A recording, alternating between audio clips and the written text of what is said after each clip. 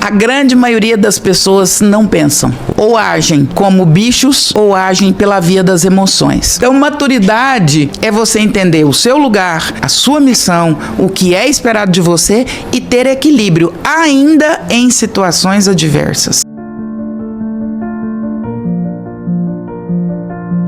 Qual é a sua visão sobre maturidade? Um artigo de luxo, né, Tiago? Maturidade tem muito a ver com equilíbrio e com não fugir daquilo que a gente determinou para a nossa própria vida. Mas principalmente equilíbrio. Para mim, imaturidade tem a ver com desequilíbrio. Então eu percebo nos negócios, na vida, nas crenças, as pessoas extremamente fora do próprio eixo. Então, assim, maturidade tem a ver com equilíbrio. O que você determinou para a sua vida? O que você determinou para os seus sonhos? Aonde você quer chegar? Isso está andando de acordo com o que você percebe, do que você determinou? Então tem gente muito desequilibrada nesse sentido. Então maturidade tem a ver com isso, com a gente olhar para a nossa vida, para a perspectiva que a gente está vivendo e entender se isso está dentro daquele parâmetro que a gente se determinou. Então você pega, por exemplo, vou pegar um exemplo aí bastante simples e eu gosto muito de fazer isso, que eu acho que exemplos práticos eles ilustram.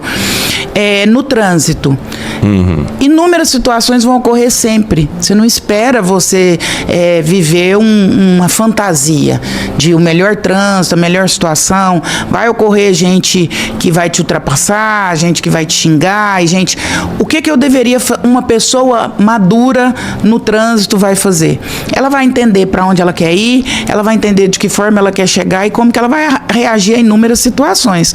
O que seria imaturo? E aí a gente vai ver isso o tempo todo. O cara te ultrapassa, você quer correr para ultrapassar ele, para mostrar para ele que você é mais forte, que o seu carro é melhor, ou você xinga, ou você fecha, ou você corta. Em situações extremas você briga, em situações mais extremas você até mata. E eu tô dando Ou é morto. Ou é morto. E eu tô dando um exemplo só, mas a gente pode pegar isso, por exemplo, em empresas. Existem líderes extremamente imaturos. Então, por exemplo, numa empresa, primeiro você precisa entender qual é o seu lugar e o que é esperado de você. Então, por exemplo, um CEO, ou um gerente, ou um diretor, o que é esperado de você? Eu não posso confundir ali as emoções e entender o papel que eu estou desempenhando. Então, o que não é maduro numa situação dessas? É eu entrar numa situação de ego, de disputa, de levar para o pessoal aquilo que os meus liderados estão fazendo ou cometendo. Então, maturidade é você entender o seu lugar, a sua missão, o que é esperado de você e ter equilíbrio, ainda em situações adversas. Talvez a grande prova de maturidade é em situações adversas, porque ser maduro aqui, tá simples. Eu quero ver você ser maduro numa cena onde é esperado de você que você pense. Se eu fosse falar isso em neurociências, eu dizia que a pessoa madura, ela vai viver no córtex pré-frontal, na área do raciocínio. A pessoa imatura, ela vive na amígdala, na emoção. Emoções são maravilhosas, mas elas são perigosas, elas nos desequilibram. Então, talvez isso seja maturidade. Em cima do que você falou, por exemplo, que a maturidade é você saber quem é você, o seu lugar. Você acha, então, que muitos casamentos acabam não por problemas sérios, mas por imaturidade? Por exemplo, o homem casa e quer continuar sendo um menino, um moleque, quer continuar levando vida de solteiro, ou dar mais atenção para os amigos, ou tá mais preso aos pais do que agora a família que formou. Eu vejo problemas desse tipo. Eu imagino que isso deve ser um problema nacional, né? Ou geral, porque eu já atendi muitos casos de pessoas que perderam algo tão precioso que é formar uma família. Não foi por um problema sério, que também acontece, mas por imaturidade. O acúmulo de maturidade vai fazer um dos dois desistir, seria isso? 100%, eu posso te dizer que quase 100% dos casos. Em consultório, quando eu atendia casais, dificilmente um casamento terminava, por exemplo, por adultério ou situações graves. Eles conseguiam lidar com isso, conseguiam se perdoar, conseguiam conversar. A grande maioria dos casamentos acabam exatamente por imaturidade. E aí esbarra naquilo que nós falamos no início. Imaturidade é você não saber o seu lugar e saber o que você precisa fazer. Você foi muito feliz no seu exemplo. O que é esperado de um homem casado e de uma mulher casada? Se isso estiver muito definido e muito claro, dificilmente esse casamento acaba. Aliás, eu vou voltar ainda um pouquinho na frase, né? Nem o que é esperado de um homem casado, o que é esperado de um homem. Aliás, se tem uma crise que a humanidade vive atualmente, é sobre papéis. E quando eu falo homem e mulher, eu não estou falando de condição sexual. Eu estou falando de condição biológica. Eu estou falando de biológico. O que é esperado de um homem? Então, inclusive, antes de você ser casado, primeiro você precisa entender o que é esperado de um homem. E aí, posterior a isso, o que é esperado de um homem casado? Então, eu recebia, por exemplo, no consultório, minha esposa não me dá liberdade, minha esposa implica muito comigo. Eu falava, me fale um pouquinho sobre o que ela está implicando. E aí, ele me trazia cenas de um homem solteiro. Aí eu falava, querido, você precisa se decidir. Você decidiu por ser casado. Então, você precisa ter um comportamento de homem casado. Não dá para reivindicar questões relacionadas à sua vida de solteiro. A mesma coisa ocorre com as mulheres. Mulheres que querem ter comportamentos de vida de solteiro. E aqui não estou falando de princípios morais. Estou falando de princípios éticos. Ninguém te obrigou a casar. Foi uma escolha. Só que antes de você escolher, você sabia o que você estava fazendo? Porque o casamento ele tem alguns princípios que são inegociáveis. E um deles é parceria, todas essas coisas. Então, eu tenho um livro que eu estou lançando agora, depois eu vou te dar de presente, chamado Jogo da Vida, que eu explico o seguinte, o futebol, por exemplo, como qualquer esporte, é um jogo que tem regras. Você não vai conseguir jogar do seu jeito. É sobre isso. Não, eu quero jogar futebol colocando a mão na bola. Vai ser falta, vai ser... eu quero correr na frente do zagueiro, vai ser impedimento. Ou seja, você pode ser o Cristiano Ronaldo, se quebrar a regra, tá fora. E na vida a gente quer quebrar as regras. Se eu vou casar, mas vou viver na regra que eu quero. Exatamente. Né? Meu corpo, minhas regras e do jeito que eu quero. O problema é que, como a vida também é um jogo, quebrou a regra tem consequências. A separação, é uma depressão, é uma solidão e coisas desse tipo. Perfeito. Agora, em cima do que você está falando, eu lembrei aqui do caso de um colaborador, que eu não vou dar o nome dele por questões éticas, mas ele está aqui, que, por exemplo, ele não tem maturidade para entender que quarta-feira não é sexta-feira, Teixeirinha. Ele acha que é. E quarta ele já começa a faltar. Uma loucura. Não, uma loucura. Ele volta na segunda arrebentado, todo despeiteado, chega aqui desorientado pro Café com o Destino e quarta... Agora, vai falando sério, e pessoas que vão trabalhar, são colaboradores numa empresa, num projeto, e não querem, ou por falta de maturidade, ou por qualquer outro motivo que você nos explique profissionalmente, elas têm problema em lidar com liderança. Às vezes porque tiveram problema com o pai e não querem respeitar o líder. Querem fazer do jeito delas, sendo que tem pessoas que pagam aquela estrutura ali, ela quer que seja do jeito dela. E o pior, ainda arranja confusão com todo mundo. Tá ali para trabalhar e só acaba atrapalhando. O que seria isso, além de maturidade? De novo, esbarra em maturidade e a forma com que essa geração está sendo criada, né? E sendo conduzida. É impossível não dizer isso. Eu acho que a minha geração e a sua, nós tivemos alguns princípios que eram muito inegociáveis. E um deles foi hierarquia. Regras claras. E a gente entendia que na nossa casa tinha um pai, tinha uma mãe, tinha quem mandava e tinha quem obedecia. Os nossos pais não negociavam isso. Eles não estavam muito preocupados se você amava. Eles estavam preocupados se você respeitava. Ou se você ia ficar feliz ou triste com a decisão dele. E por consequência se amava, porque só se ama quem se respeita. Então, e se você ia ficar feliz ou triste, exatamente. Seu pai não perguntava se você gostou do que ele decidiu. Não, ele só decidiu. Eu não era consultado, ele só recebia a decisão. Então a gente vem de uma geração que não aprende autoridade em casa. Não aprende quem manda, quem obedece, quem dita as regras. E aí ela vem para a empresa na mesma perspectiva. Outro dia uma pessoa que trabalha comigo foi muito engraçada. Eu perguntei a agenda do podcast do mês, né? Ela falou assim, mas você não lembra da agenda? Eu falei, Anjo, eu já te pago para isso. Se eu tivesse que lembrar tudo, eu não precisava de você. Se eu tivesse que lembrar tudo, você seria dispensável. Então, assim, até o que você vai dizer, você precisa pensar. Para. Assim, isso na minha casa foi muito claro, até porque meu pai era militar. É o meu também. Então, assim, isso nós aprendemos de forma muito... E aí vem essa geração para a empresa, ela entra repetindo o modelo que ela vivenciou na casa dela. Um modelo sem hierarquia, um modelo onde ela desejava, um modelo onde ela escolhia, um modelo onde ela era consultada. Raramente eu saía para comer fora porque a gente não tinha muito dinheiro para isso, meus pais. Mas quando saía, a gente não escolhia nem o que ia comer. O cardápio era determinado pelos meus pais. Claro. Hoje os pais são reféns dos filhos. Eles perguntam para os filhos, nós vamos comer onde? O filho decide até o restaurante. E aí, meu amor, E você se vai... tirar o celular da mão é o escândalo. O Dr. Jonathan Haidt, no seu livro Geração Ansiosa, que eu indico para todo mundo, explicou mal que o excesso de redes sociais está fazendo com as crianças, principalmente o scroll, que é você ficar passando tela, vídeos curtos, como está destruindo a mente dos nossos filhos, dos nossos adolescentes. Leia esse livro, eu li umas 2 vezes, tive conversas sérias lá em casa com meus adolescentes e meus pequenininhos, que eu tenho 4, 2 adolescentes, 2 pequenos, sobre isso. Então, a nossa geração, ela quer viver de um jeito, uma liberdade que não existe na prática. E às vezes eu vou ensinar isso, olha que engraçado como as pessoas são ignorantes no sentido de falta de conhecimento. Por exemplo, isso que a gente está conversando aqui, a gente poderia ser facilmente rebatido por uma pessoa falando assim, Tiago, mas eu não tenho a mesma religião que você, eu não sou obrigado. A pessoa acha que tem a ver com religião, Não, por exemplo, hierarquia, tá entendendo?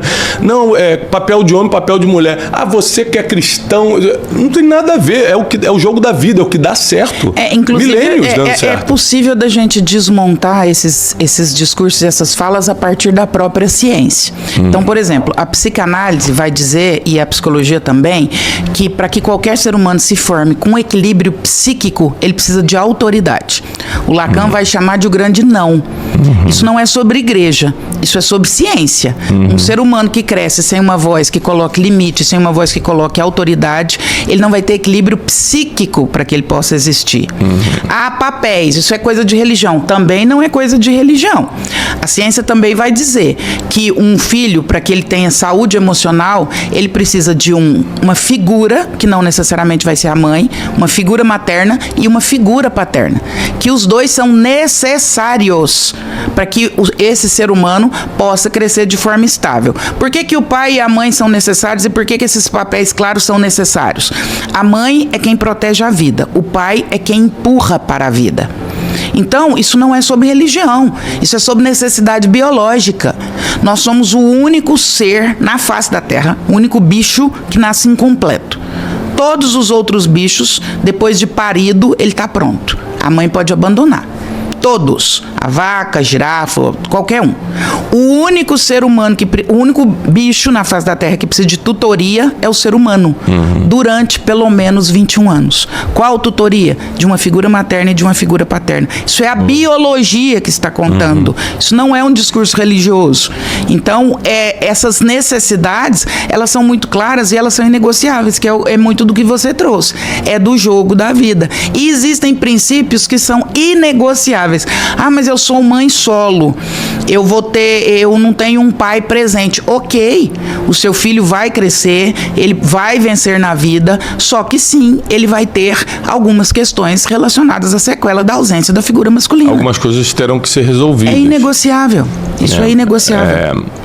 A minha sogra, que já partiu, foi mãe solo e uma guerreira, criou minha esposa assim, era faxineira, camelô e criou minha esposa com muita decência e tal. E aí, a gente, anos atrás, conversando sobre isso, essa questão de criar o filho sozinho, ela falou assim, Tiago, eu tive que dar meu jeito, mas olha se eu tivesse um marido e o pai presente. Se eu tivesse marido, não tinha que ser camelô, não tinha que ser faxineira. Ele estaria me ajudando financeiramente. Eu não teria as mazelas emocionais que eu tenho, de abandono, de solidão, de ficar sozinha, né? De às vezes querer uma pizza no sábado, não tem com quem compartilhar. Minha filha não ficaria chorando como ficou desde os 7 anos de idade, quando o pai foi embora, pelos cantos, vendo a foto do pai e dormindo abraçado com a foto do pai. É muito sofrimento. Hoje, um pouco antes de a gente começar a gravação aqui, eu estava na apresentação da escola da minha filhinha mais nova. A minha mais velha tem 17, a minha mais nova tem 6. Então, as 2 da ponta são meninas e os 2 do meio são meninos. E eu cheguei no final da apresentação, por causa de um atraso com um portão que eu tive, na hora de sair de casa, o portão travou. Eu cheguei 3 minutos atrasado. Aí só peguei o finalzinho, ela já estava chorando, pai, você não viu o início? Eu falei, não, mas papai filmou aqui o final e tudo. Ou seja, só porque eu não estava, a apresentação toda já machucou. E a criança que não teve o pai nunca, vai falar que é normal? Bom, algum problema ou interno ou até externo para a sociedade, esse ser humano provavelmente vai dar, Com ou não? certeza, com certeza. Pela sua experiência profissional. Não, ele vai trazer mazelas e sequelas. Eu falo que o exemplo é esse daqui, ó. Você imagina esse dedo aqui. Ele é necessário. Ah, mas eu perdi, teve um acidente, eu perdi. Mas ele era necessário. Eu vou pegar o copo para beber água, ó, esse dedo vai fazer falta. Se eu não tenho, eu vou morrer de sede? Não, eu vou me organizar para beber. Mas percebe que eu tenho mais dificuldade sem o dedo? Bom exemplo. Então não adianta. Se esse dedo tá aqui, ele tem uma função. Sem ele, eu vou passar dificuldade. Não quer dizer que eu vou morrer de sede, mas eu vou ter mais dificuldade que você. Eu vou ter que me organizar e toda a minha mão vai sofrer para se reequilibrar com a ausência desse dedo. Então, essas figuras são necessárias, senão não existiriam. A natureza, de novo, se você quer sair fora do discurso religioso, a natureza, ela nos conta.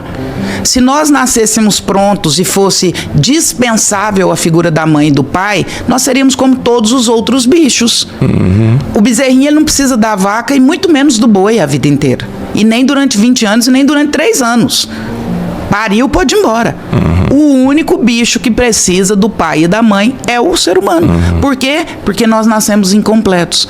Nós nascemos absolutamente vulneráveis. Se você pôr um bebê aqui e sair fora, daqui algumas horas ele já morreu.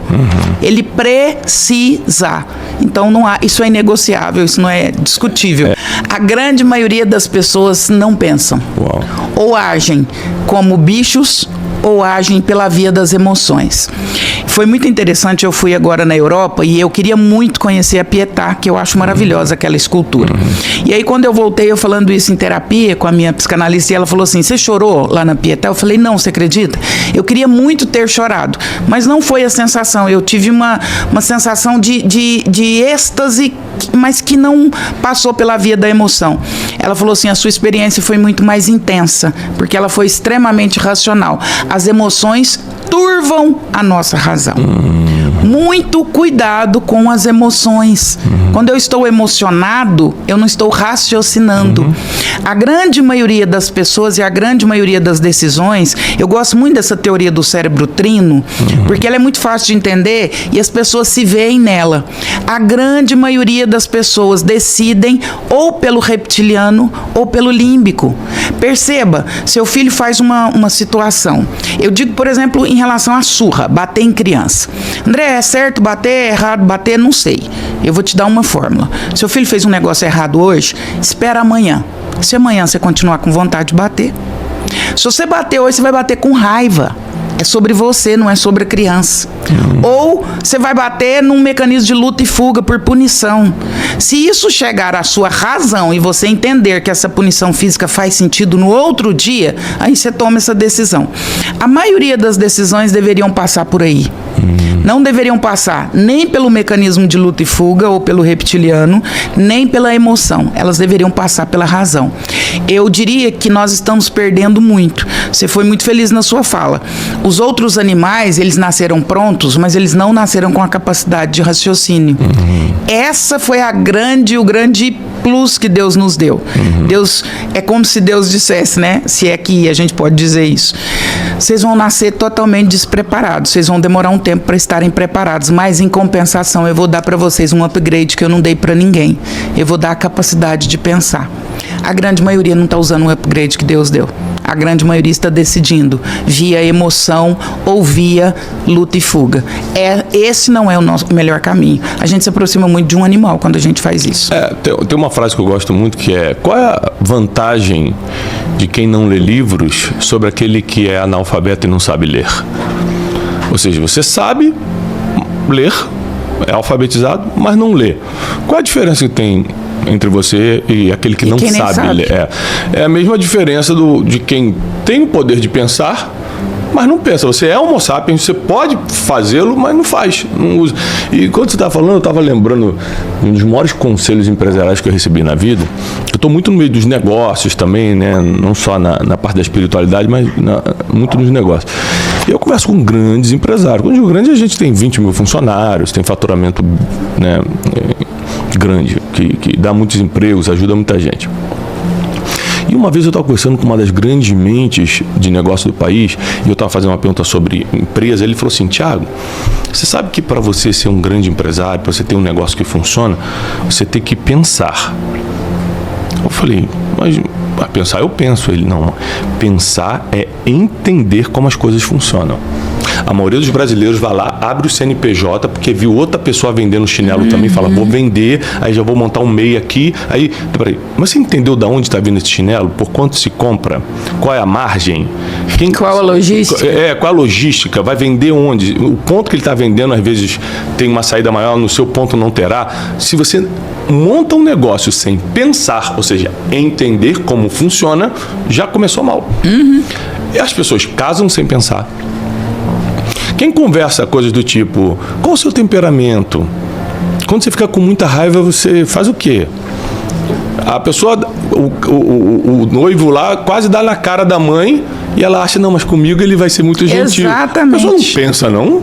As pessoas maternizam sem pensar e paternizam sem pensar.